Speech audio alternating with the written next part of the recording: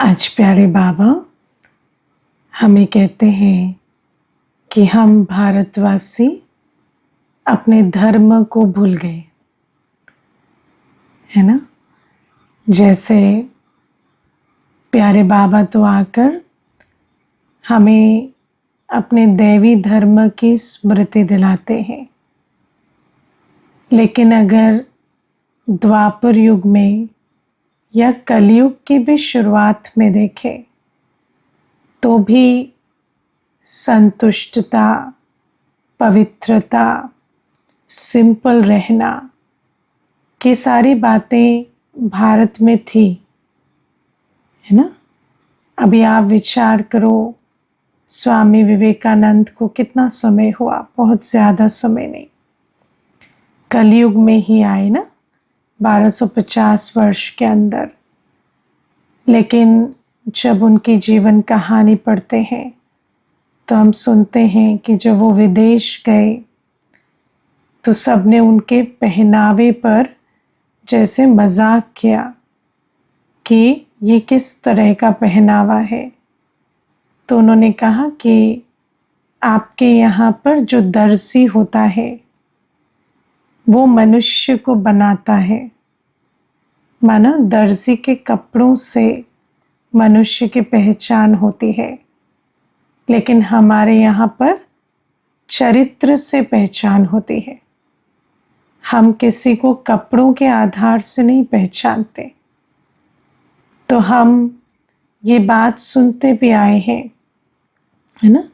और ये बात सुनते सुनते आज हम भारतवासी कहाँ आ गए, जहाँ आज दर्जी से हमारी भी पहचान होने लगी है है ना। आजकल तो दर्जी भी नहीं, दर्जी को भी जो एम्प्लॉयमेंट दे रहा है, जो कंपनी है, ब्रांड है, उससे हमारी पहचान होने लगी है। ये ब्रांड का ये कपड़ा, ये ब्रांड का ये जूता, ये ब्रांड की चीज़ें। तो आप विचार करो कि हम जिस सभ्यता में थे, उस सभ्यता में तो बहुत सिंप्लिसिटी थी, क्योंकि बाहर का पहनावा, बाहर का दिखावा, उससे हमारी पहचान नहीं है, ये बात हमें समझ थी। लेकिन आज वो धीरे धीरे खो गई है। मैं आपको बहुत छोटी सी इसमें बात बताती हूँ। जब हम छोटे थे ना, तो हम लौकिक में ये बात सुनते थे कि तुम्हारे पास कितना भी हो ना, दिखाओ मत, है ना। हमेशा हमारे जो लौकिक में परिवार होता था, तो पिताजी होते या कोई भी होते, वो यही बात कहते थे कि जो भी है उसको दिखाओ मत, उसको गुप्त रखो, है ना। वो तुम्हें मालूम होना चाहिए तुम्हारे पास क्या है। लेकिन आज जैसे जैसे हम संसार को बदलते हुए देख रहे हैं, तो आज की फिलॉसफी क्या हो गई है, जितना है उससे बढ़ चढ़ के दिखाओ है ना। आजकल मनुष्य के पास कुछ नहीं होता तो भी वो क्या करता, लोन लेकर भी दिखावा करता, है ना। बड़े प्रोग्राम्स करेंगे, बड़े कुछ करेंगे ताकि वो दिखावा ज़्यादा हो। तो आजकल क्या कहते हैं, दिल्ली में कहते शोशा है ना, कि बहुत शो में जाना, कि हम बहुत दिखावा करें, वो समय आ गया।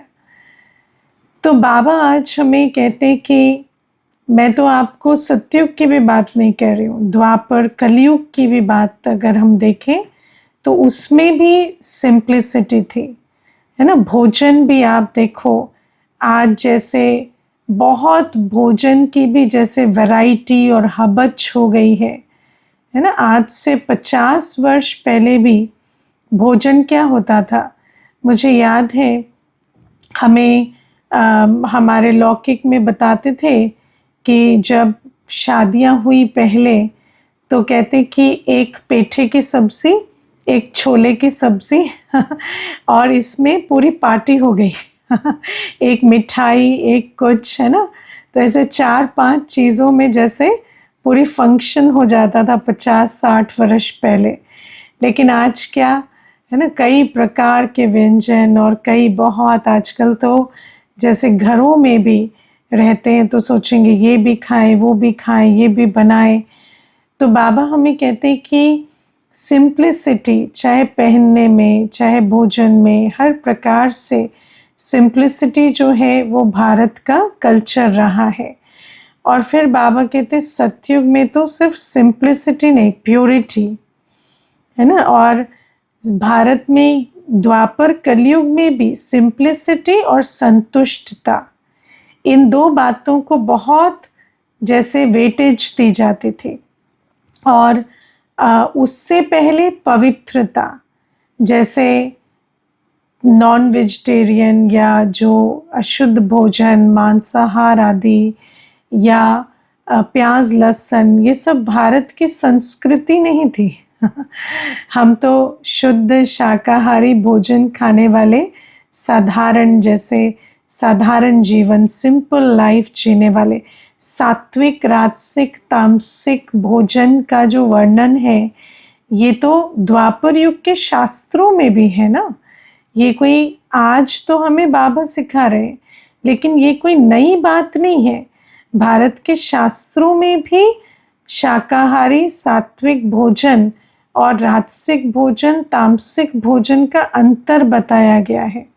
तामसिक तो छोड़ो, और ये जो बात है कि प्याज लहसुन तामसिक है, ये कोई ऐसा नहीं है कि बाबा ने कहा, ये तो शास्त्रों में भी है कि मांसाहार तो छोड़ो, लेकिन प्याज लहसुन भी तामसिक में गिने जाते हैं। ये बातें शास्त्रों में भी आती हैं। तो बाबा हमें ये बात स्मृति दिला रहे हैं कि भारत का जो धर्म था, जो धारणाएं थी, द्वापर कलयुग में भी देखें, जिनका वृत्तांत आया है शास्त्रों में। अब आप देखो, पवित्रता की भी बात है, तो जब हम सुनते हैं सत्यवान सावित्री की कहानी, तो उसमें क्या दिखाते हैं कि सावित्री जो थी वो पवित्र थी। तो सत्यवान की, है ना, सत्यवान को जियादान वो दे पाई, यमराज से भी जियादान ले पाई, पवित्रता की धारणा के कारण, है ना। या आप सोचो कि जब इंद्र की बात आती है, राजा इंद्र की, ये सब शास्त्रों की बातें हैं, तो उनको राखी किसने बांधी? इंद्राणी ने, उनकी पत्नी ने, जब वो युद्ध पर जा रहे थे। तो राखी तो पवित्रता की निशानी होती है ना। तो इंद्र को राखी बांधने वाली उनकी पत्नी इंद्राणी थी।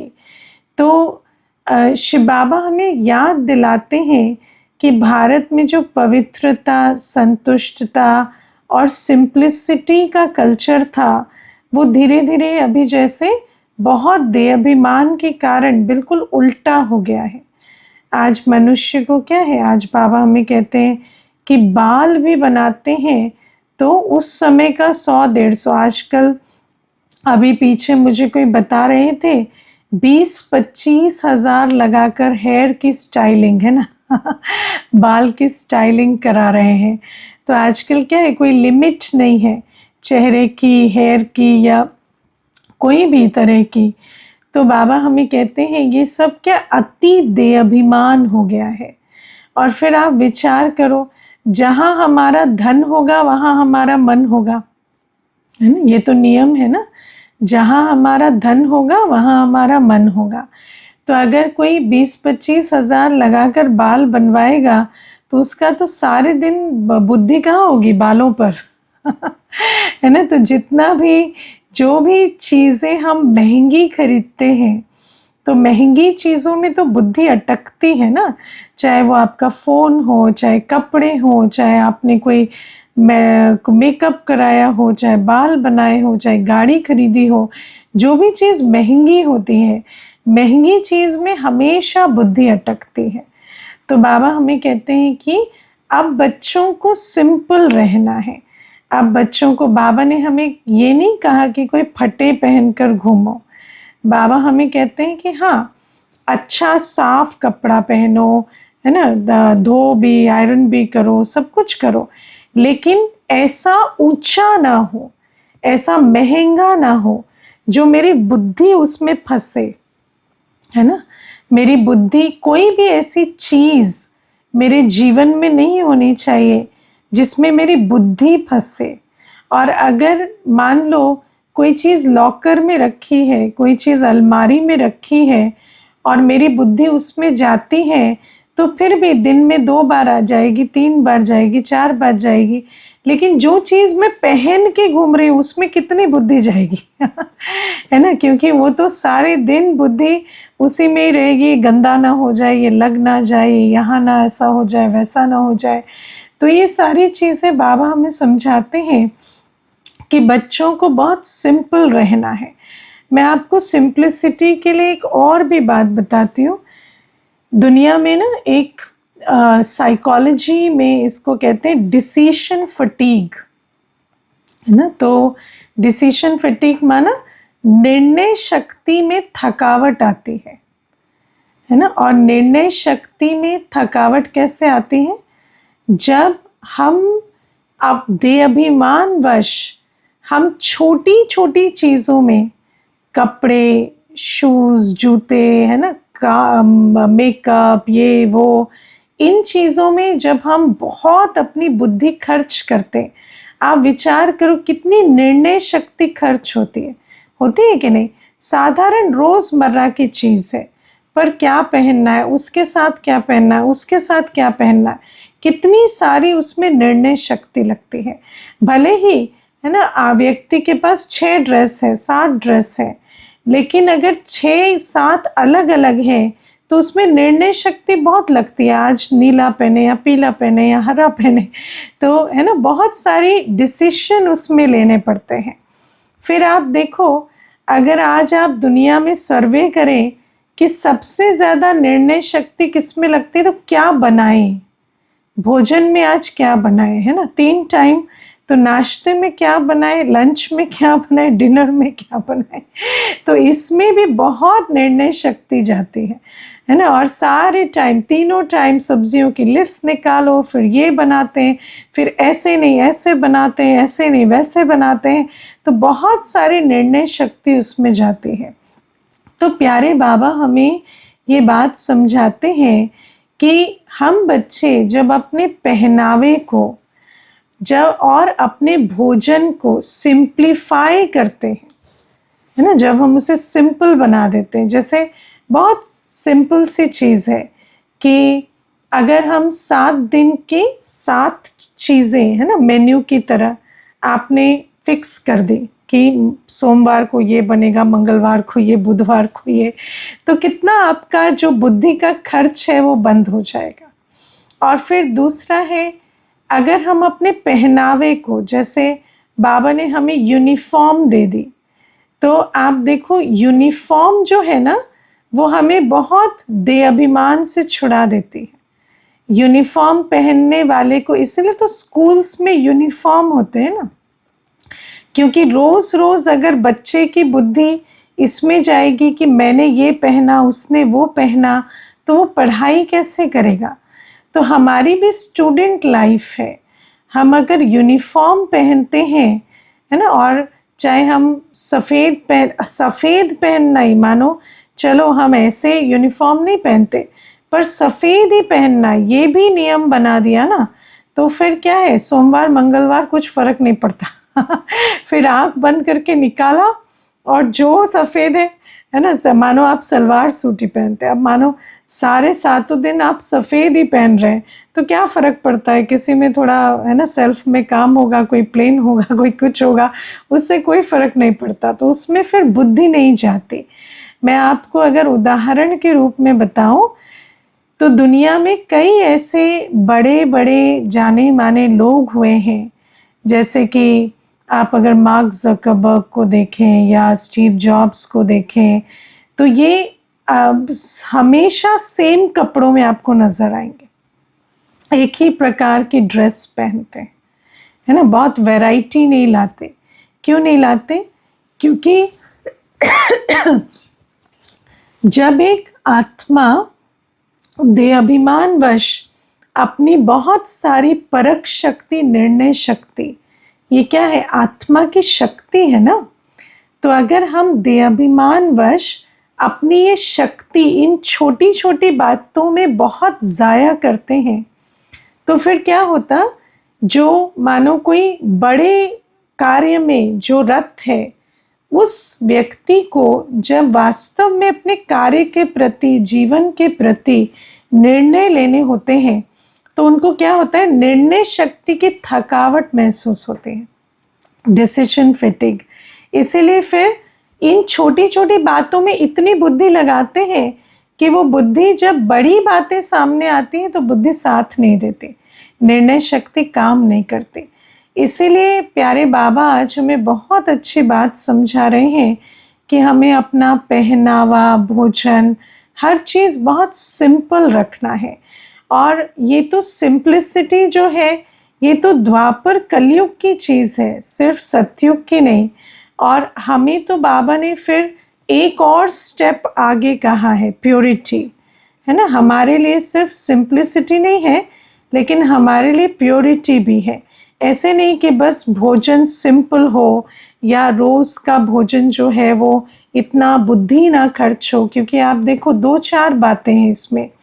एक तो निर्णय शक्ति खर्च होती है, बुद्धि खर्च होती है, फिर समय जाता है, फिर धन का वेस्टेज होता है ना। तो ऐसे बहुत सारे फैक्टर्स हैं जिनकी वजह से सिंप्लिसिटी को धारण करना चाहिए।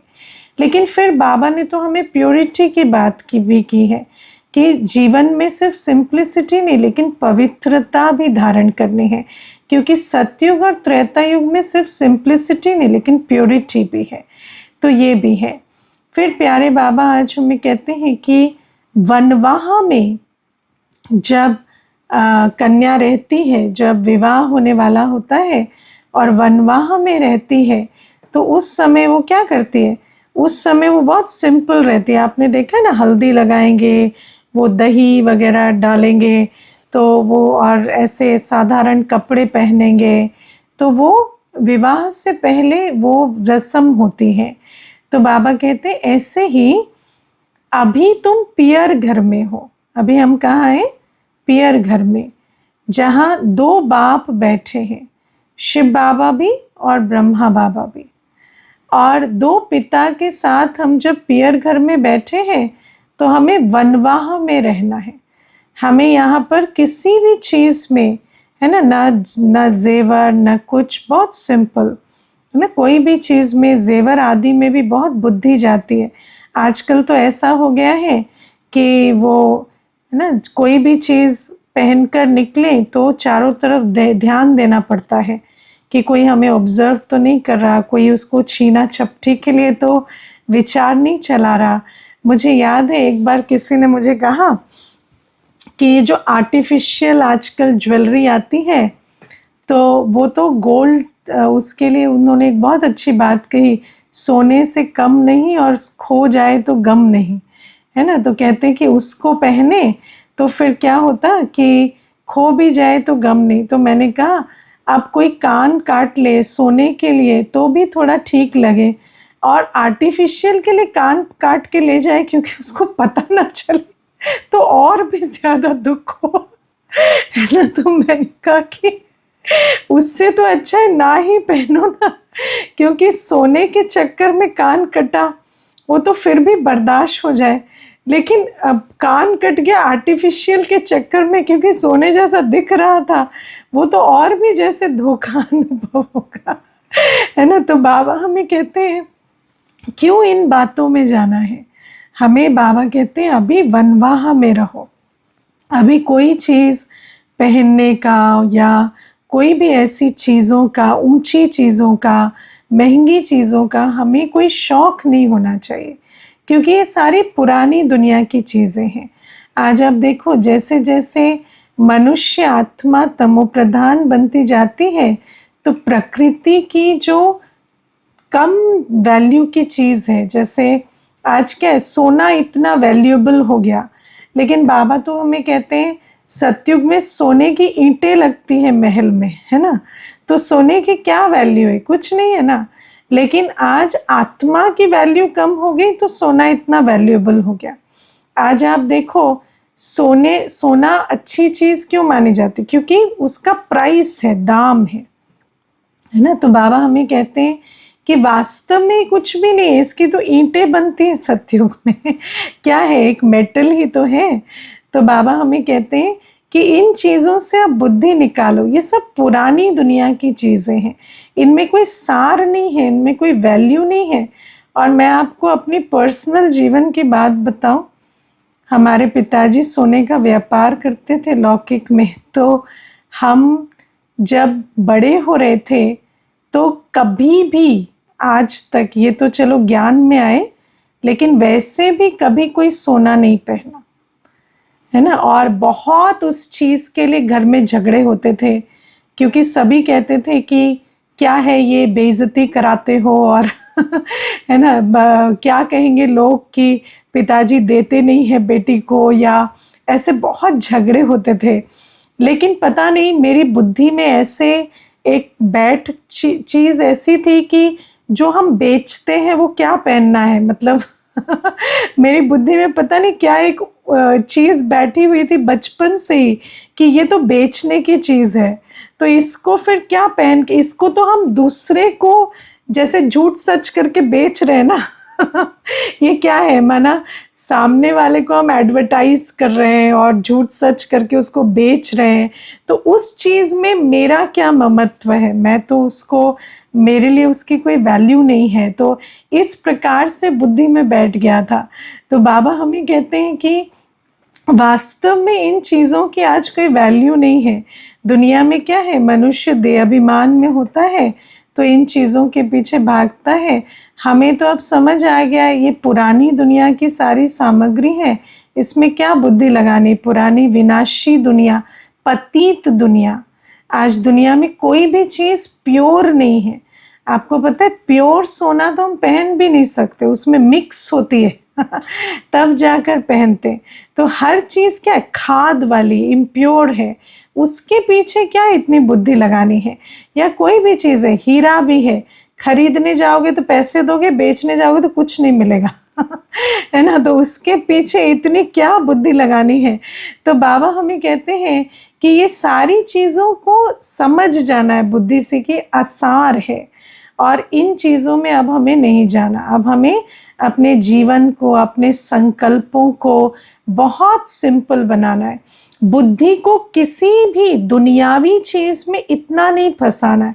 हम आपको प्रैक्टिकल बताते हैं, इतना बुद्धि, ब्रह्मा भोजन बनता है सेंटर पर, इतनी सारी चीज़ें होती हैं, लेकिन हमारा अपना एक रूल है कि हम किसी भी चीज़ पर ज़्यादा बुद्धि नहीं लगाते, है ना। मानो ब्रह्मा भोजन भी बन रहा है तो एक बार बैठेंगे, 10 मिनट उसमें दिया कि अच्छा ये आजकल चीज़ें आ रही, ये बन सकता है, ऐसा।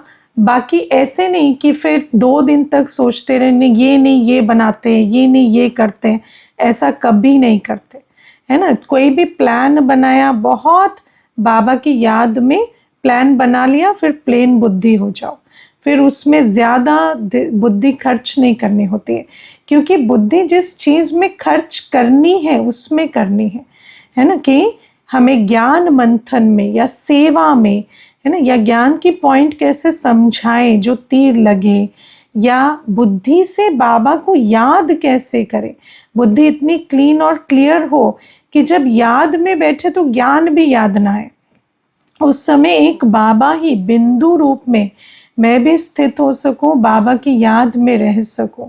इतना हमें बुद्धि को क्लीन एंड क्लियर रखना है। तो और बुद्धि को क्लीन एंड क्लियर रखने के लिए हमें सिंप्लिसिटी की धारणा अवश्य चाहिए, पवित्रता की भी धारणा चाहिए, क्योंकि जो हम देखेंगे, खाएंगे, सुनेंगे, पढ़ेंगे, पहनेंगे, ओढ़ेंगे, उन सब में हमारी बुद्धि फंसती है। और अगर वो अपवित्र है, पतित है, तो बुद्धि की क्वालिटी भी ऐसे ही होगी। तो बाबा हमें ये सिंप्लिसिटी की बात बताते। फिर बाबा कहते हम वनवाह में हैं, और जब हम सत्युग जाएंगे तो हम ससुराल में होंगे, वहाँ हम सजे संवरेंगे, सब होगा। लेकिन अभी ऐसे संस्कार बना लेने हैं कि वहाँ कितने भी कुछ पहने ओढ़ेंगे, वो जैसे एक क्या कहें, सत्युग की रस्म है। ऐसा नहीं कि आत्मा को उसकी तरफ कोई आकर्षण होगा, लेकिन आकर्षण मुक्त बनने के संस्कार अभी बनाने, है ना। जैसे बाबा हमें ये बात समझाते हैं ना कि नेगेटिव है कोई चीज़, अब उसको पॉजिटिव की तरफ जाना है, तो पहले क्या आएगा, ज़ीरो। नेगेटिव से सीधा पॉजिटिव नहीं जाएगा, पहले बीच में ज़ीरो आएगा। तो हम अभी कहाँ है, बिल्कुल जो भी करते दे अभिमान से करते, तो अभी हमें ज़ीरो पे आना है ना। हर चीज़ से वैराग्य, पुरानी दुनिया की कोई भी चीज़ आकर्षण नहीं करे। अभी हम वैसे नहीं कह सकते कि हम देही अभिमानी होके सब चीज़ पहने करें क्योंकि अभी हमारी वो स्थिति नहीं है। तो अभी हमें वैराग्य में जाना है कि अभी मुझे पुरानी दुनिया की चीज़ों से वैराग्य है, मुझे राग है सिर्फ बाबा से, बाकी पुरानी दुनिया की हर चीज़ से वैराग्य है। फिर ऐसे न्यारेपन के संस्कार जब बन जाएंगे ना, आकर्षण मुक्त के संस्कार जब बन जाएंगे, तो हम ये संस्कार लेकर सतयुग जाएंगे। तो सतयुग में क्या है, ये भी एक शोभा है ना। जब हम सतयुग में सच्ची चीज़ मिलती है, सतयुग में सच्चा सोना, सच्चा हीरा, हर चीज़ सच्ची होती है, आज की तरह झूठा मिलावटी ऐसा नहीं। और बाबा कहते हैं वो जो सच्ची चीज़ है, पवित्र चीज़ है, वो प्रकृति हमें भर भर के देगी। हमें उसके पीछे कोई बुद्धि नहीं लगानी पड़ेगी, भागना नहीं पड़ेगा। और बाबा कहते हैं वो भी एक सतयुगी शोभा है, अलंकार है कि हम सुसज्जित रहेंगे। लेकिन ऐसे नहीं कि देवताओं को कोई अलंकारों के प्रति आकर्षण होगी, या देवताओं को कोई ड्रेस या आभूषण या 56 भोग होंगे तो कोई 56 भोग के प्रति आकर्षण होगी, ऐसा नहीं है। तो बाबा कहते हैं लेकिन अभी जब पूरे सिंपल बने ना, तब वो संस्कार बनेंगे, तब जाकर वहाँ पर सब कुछ होते हुए भी आत्मा का पेट इतना भरा होगा कि वहाँ किसी भी चीज़ में लिपायमान नहीं होंगे। तो आज ये सिंप्लिसिटी की बात है। और मुझे याद है कि जब हम ज्ञान में आए तो एक बात बहुत सुनने को मिलती थी, है ना। जो भी देखता कहते इनको तो किसी चीज़ से कोई मतलब ही नहीं है ना। कोई भी चीज़ कोई पूछने लगे तो कहीं इनको क्या पता, इनको तो ना फैशन पता है ना कुछ पता है ना, है ना। तो ऐसे, तो मुझे एक बार किसी ने कहा कि सब लोग हमारी इंसल्ट करते हैं। तो मैंने कहा कि नहीं, हमारी इंसल्ट नहीं हो रही है, हमें ये समझा जा रहा है कि ये छोटी चीज़ें इनके लिए नहीं है है ना। अभी ये ऊंची चीज़ों के लिए है। जैसे कोई बड़ा आदमी होता है तो आप उसे छोटी बात नहीं पूछेंगे ना। तो अभी हमें इन चीज़ों में कोई इन्वॉल्व नहीं करता, क्योंकि सबको अब समझ आ गया है। भले उनको नहीं समझ है कि उनको समझ आया है, लेकिन सबको अभी समझ आ गया है कि महान आत्माएं हैं, इनके साथ ये वाली बातों का कोई मतलब नहीं है तो मैंने कहा कि वो भी हमें, जब हम छोड़ देते हैं तो हम छूट भी जाते हैं, है ना। तो अन्य भी हमें उन चीज़ों में इन्वॉल्व नहीं करेंगे। जैसे मुझे याद है कोई भी जाए कोई शॉपिंग के लिए, कुछ के लिए, तो एक स्टेज आई जब पूछते भी नहीं थे कि आप चलो, क्यों, क्योंकि उनको मालूम है कि इनकी बुद्धि इस चीज़ के लिए नहीं है। तो बाबा कहते हैं कि सिंप्लिसिटी महानता है, इस बात को हमें समझना पड़ता है। इंग्लिश में तो क्लियर कहते हैं सिंप्लिसिटी इज़ ग्रेटनेस, है ना। To be great is to be simple, है ना। तो लेकिन बाबा हमें ये जो प्रैक्टिकल, इसकी धारणा आज सिखा रहे हैं। और ब्रह्मा बाबा की जीवन में देखो, ब्रह्मा बाबा जब बाबा की पधरामणी नहीं हुई थी, तो उस समय पर ब्रह्मा बाबा कैसे रहते थे, ब्रह्मा बाबा का लाइफस्टाइल कैसा था, राजाई ठाठ थे ना ब्रह्मा बाबा के, तो है ना। और ब्रह्मा बाबा की वो फोटो आपने देखी है कि नहीं, वो जिस तस्वीर में ब्रह्मा बाबा सूट बूट पहनकर बैठे हैं, तो कैसे लगते हैं ना, बिल्कुल जैसे दुनिया में रॉयल पर्सनालिटीज़ होते हैं। लेकिन जैसे ही शिव बाबा ब्रह्मा बाबा के तन में पधरामणी किए, तो ब्रह्मा बाबा ने हमेशा सिर्फ धोती कुर्ता, है ना, सिंपल कपड़े पहने, सिंपल तरीके से रहे। क्योंकि जब आत्मा के अंदर संतुष्टता आ जाती है, पवित्रता आ जाती है, तो उसको फिर इन चीज़ों की आवश्यकता नहीं होती। कहते हैं ना, अंदर खाली होता है ना, तो बाहर से बहुत भरने की कोशिश करते हैं। लेकिन जब अंदर भरपूरता आ जाती है, तो बाहर की चीज़ छूट जाती है, उसके पीछे फिर भागने की आवश्यकता नहीं पड़ती। और जो अंदर से खाली है, उसको अंदर का खालीपन एक अंधे कुएं की तरह है, आप उसमें कुछ भी डाल दो, कितना भी। आज आप देखो दुनिया में ऐसे मनुष्य आपको देखने में आएंगे जिनके पास क्या नहीं है ना। मुझे कई बार कोई किसी का वर्णन करते हैं तो कहते हैं हमारे फला है ना, कोई चाचा जी कहेंगे, कोई भाई कहेंगे उनके यहाँ पैसा बहता है लेकिन किसी को 1 रुपया देकर राजी नहीं है है ना। तो कहते ऐसे क्यों है, अगर वो मदद करें तो फिर, है ना, जो भी लौकिक परिवार की भी बात करते हैं कि हर कोई ठीक हो जाए, तो हम उनको कहते हैं आपको समझ नहीं आ रहा कि मदद करना या दाता बनना, इसका कनेक्शन बाहरी भरपूरता से नहीं है। आप दाता कब बनेंगे, मददगार कब बनेंगे, जब अंदर भरपूर है।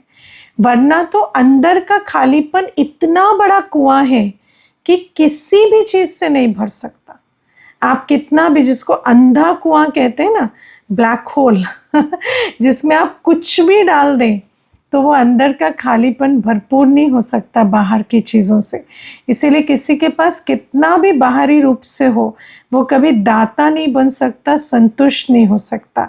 दाता बनना, संतुष्ट बनना, सिंपल बनना, ये सब दैवी गुण है। और दैवी गुण कहाँ से आते हैं? दैवी गुणों का बीज है पवित्रता। सारा जो झाड़ है दैवी गुणों का, वो पवित्रता के बीज से प्रस्फुटित होता है। तो जब योगी बनते, पवित्र बनते, तभी ये दैवी गुण आते हैं।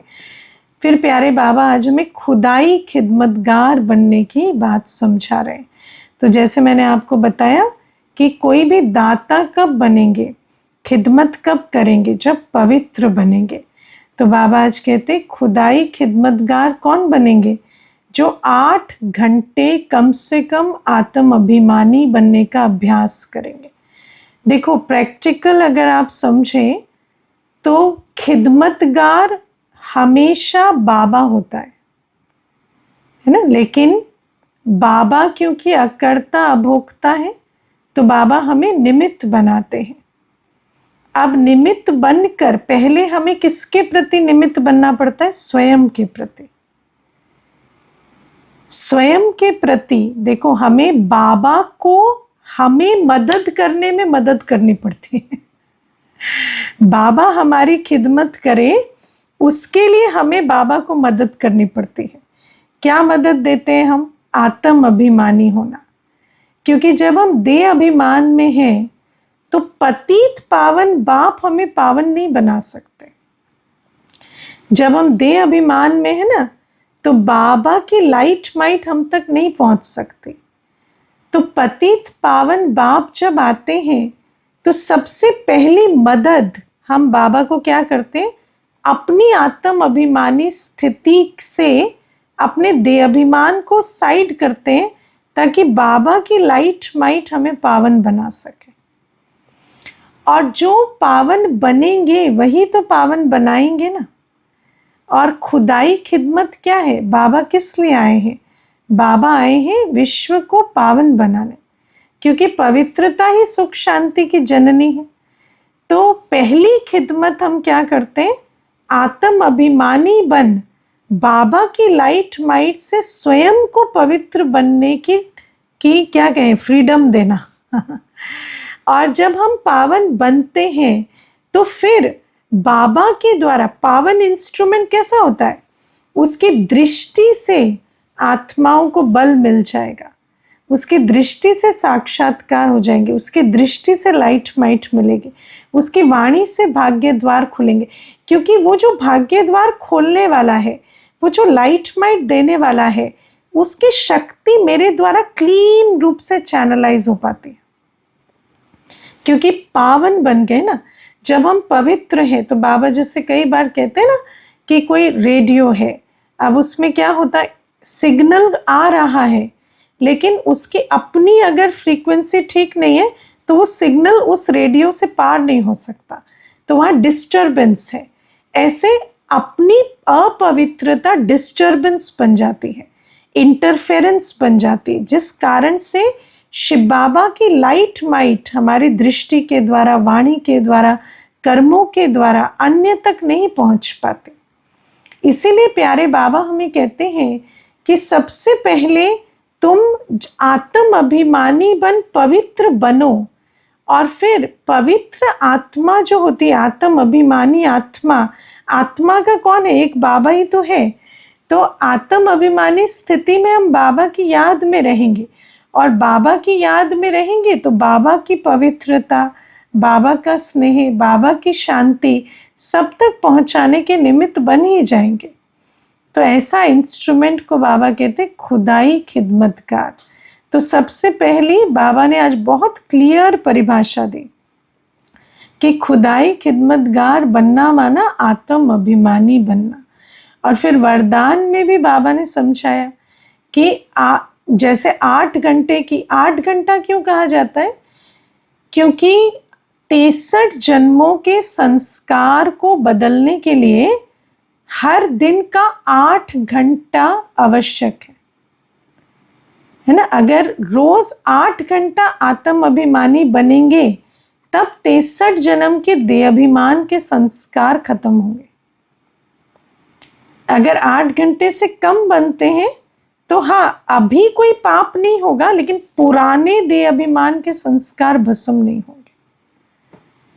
तो इसीलिए बाबा हमें कहते हैं संस्कार परिवर्तन के लिए रोज 8 घंटा मिनिमम चाहिए। और फिर प्यारे बाबा कहते हैं जो ऐसे बच्चे होते हैं आत्म अभिमानी, उनके द्वारा हर आत्मा को क्या अनुभूति होती? शांति, सुख, स्नेह, हिम्मत, सहयोग, उमंग, उत्साह। क्यों? क्योंकि ये सारी गिफ्ट बाबा की है। और जब हम आत्म अभिमानी बन जाते तो बाबा की, और हम संगम युग में आत्म अभिमानी क्या? बाबा की याद में। तो बाबा से ये सर्व गुण, सहयोग, उमंग, उत्साह, शांति, शक्ति, सब कुछ हर एक को हमारे द्वारा अनुभव होने लगता है। तो ये भी प्यारे बाबा बहुत अच्छे स्पिरिचुअल लॉज हमें समझाते हैं। अच्छा, ओम शांति।